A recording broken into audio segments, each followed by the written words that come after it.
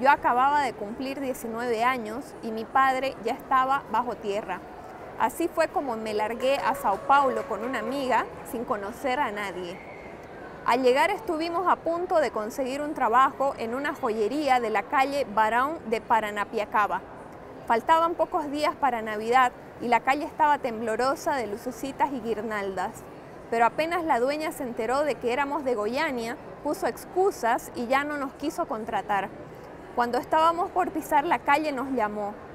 Por un segundo creímos que tal vez habría cambiado de opinión. La mujer tenía una curiosidad, una pregunta que se le salía de la garganta. ¿Ustedes brillan en lo oscuro?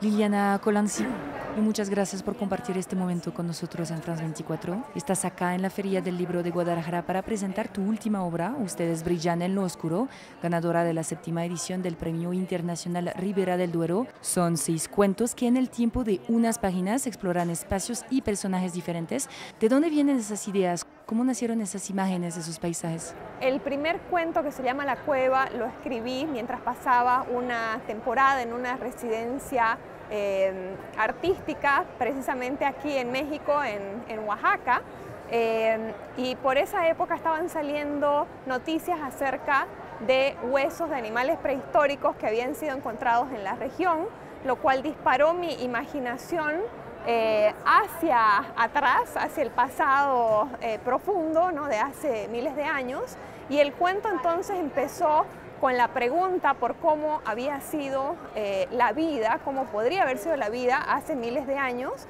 cuando los seres humanos estaban en una situación de supervivencia. Entonces, este cuento, que fue el primero que escribí, contiene de alguna manera las preguntas, los intereses, los temas que van a encontrarse en los demás, y uno de los temas principales es el tiempo, ¿no? Los otros cuentos también exploran el tiempo de diferentes maneras. Por un lado hay cuentos que hablan sobre lugares en ruinas, sobre ciudades en ruinas, y las ruinas siempre nos remite a un tiempo pasado y a una historia que se ha quedado atrás, pero que de alguna manera continúa hablándole al presente. Hay otros cuentos también que imaginan futuros, y hay también un deseo de descolocar un poquito el tiempo en otros cuentos que tienen elementos de una realidad, digamos, un poco más arcaica o tradicional, como el cuento El Camino Angosto, pero que a la vez tiene elementos de otra época, ¿no? Entonces ese es uno de los elementos que conectan a todos los cuentos. Entonces todo sale de una primera idea y después hay esta filiación. Al final en tu proceso creativo, ¿todo está fluyendo o cómo funciona este proceso creativo y sientes que cambia tal vez entre cada libro? Definitivamente en cada libro intento por lo menos tener búsquedas diferentes, aunque hay obsesiones que se van repitiendo de libro a libro, ¿no? Una obsesión que está presente en mi libro anterior y que se repite en esta es, por ejemplo, el tema de la radiación. El tema de la radiación va a ser fundamental en este nuevo libro de cuentos, en 2 de los relatos más largos, ¿no? Uno de ellos es Ustedes brillan en lo oscuro, que está basado en el accidente radiológico de Goiânia de 1987, en el cual 2 recolectores de chatarra ingresaron a un hospital abandonado, se llevaron equipos para tratar el cáncer, y al desmantelarlos para venderlos como chatarra, encontraron un material radiactivo que emitía una luz hermosa, y que al llegar a la fuente de esa luz, repartieron esos polvos que encontraron en la cápsula que contenía esta sustancia, ¿no? Y provocaron involuntariamente una contaminación a gran escala de la ciudad de Goiânia, que provocó, además de la muerte de varias personas, la demolición de una parte de la ciudad, ¿no? De alrededor de 100 casas de la ciudad. Entonces ese es un tema que está presente, pero también hay cosas nuevas que quise hacer con este libro, ¿no? Mientras que la mayoría de los relatos de mi libro anterior están enfocados en un solo personaje, sí, en la trayectoria de un solo personaje. En este libro quise explorar narraciones más polifónicas, narraciones más fragmentarias que pudieran dar cuenta de una temporalidad más grande, de diferentes puntos de vista también, y que pudieran moverse hacia diferentes perspectivas, ¿no? Entre diferentes perspectivas. Y sobre esta forma, el cuento, cuando los periodistas te preguntan por qué escribir cuentos, siempre contestas que bueno, es la narrativa breve, es lo que te sale naturalmente, y dijiste también que era el único medio capaz de canalizar tu escritura. Al final parece casi que es el cuento que te eligió y no tú que elegiste al cuento de una cierta forma. En una cierta forma sí.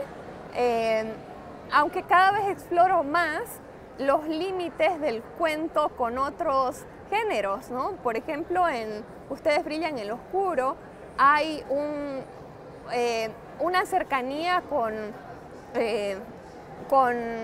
otras formas, con otros géneros, como el ensayo, por ejemplo. En la cueva hay algunas escenas en las que la voz narrativa se vuelve diferente y casi que se aproxima más al ensayo científico, ¿no? Hay otros relatos en los que incluyo también, por ejemplo, fragmentos de crónicas periodísticas o de incluso archivos del juicio que se hizo a los responsables de la contaminación en Goiânia, ¿no? Y esta es una manera de que el cuento entre en diálogo con otros géneros. Me interesa la posibilidad del cuento de acercarse a la poesía, de acercarse al ensayo, de acercarse a la crónica, de mutar, de hibridarse, de ser otro, ¿no? Y de hecho hay algunos de mis cuentos incluso que van quizás adquiriendo una forma más parecida a la novela corta, que es también un género que me interesa explorar, ¿no?